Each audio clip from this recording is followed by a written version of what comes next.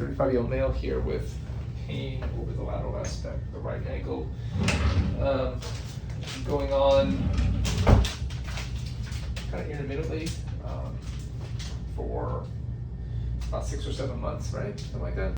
And had a couple of really just attempted aspirations, which they didn't really get much fluid, but actually took away his pain completely, but temporarily. The first one kind of lasted months, and the second one lasted several weeks. He does have a cyst, like a ovulated cyst along the posterior fibula, and they also mentioned a peroneus cordis muscle as well as the MRI report. I'm not sure if it's that or a low-lying peroneus brevis muscle. I say I had a hard time appreciating that on the axials, but he's interested in getting this ganglion cyst aspirated again. May decide to do it with a little bit of cortisone as well. That might give him a little longer lasting relief. Doesn't work and it keeps coming back, I would just recommend surgical removal. So here's an axial view of the distal leg. You can appreciate the peroneus longus and brevis tendons and the peroneus brevis muscle just posterior to that. I think maybe the peroneus cordis tendon that they're talking about might be underneath the peroneus brevis muscle, but again, I'm not sure.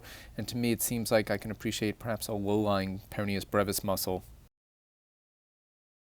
And here is this ganglion cyst, essentially abutting the cortex of the distal fibula. And you can see how it's pushing up into the peroneus brevis muscle and underneath the peroneal tendons as well. You can appreciate the soleus muscle deep to the peroneus brevis muscle. And a subtle finding on MRI is that perhaps this ganglion is originating from the peroneal tendon sheath. And here we are going even further towards the ankle. You can appreciate the calcaneal fibular ligament, which is essentially the floor of this peroneal canal, and you can also appreciate the peroneal retinaculum. It's hard to say if this is the superior or inferior peroneal retinaculum at this point. Here's the peroneal tubercle. It separates the peroneus longus and brevis tendons. This is on the calcaneus, on the lateral aspect of the posterior calcaneus. And you can see how those peroneal tendons are diverging. Now we're switching to a sagittal view. You can appreciate this ganglion cyst, essentially again just abutting the cortical surface of the distal fibula. You can see how it's pushing up on the peroneus brevis and longus tendons, which are layered above that cyst. A little bit hard to actually tease them out, but I do believe there is a little plane between those two tendons that you can appreciate in this sagittal view. So here we're starting the aspiration. We're using an 18-gauge needle. This is an in-plane approach. We're going from proximal to distal.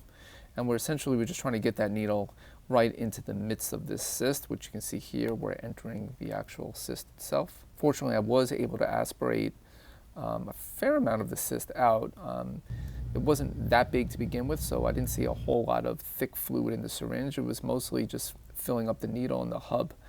And after I aspirated a fair amount, here I am fenestrating the walls of the cyst. Hopefully this will prevent recurrence, and you just want to try to cover as much ground as you can and go in and out of the walls of the cyst in all different directions.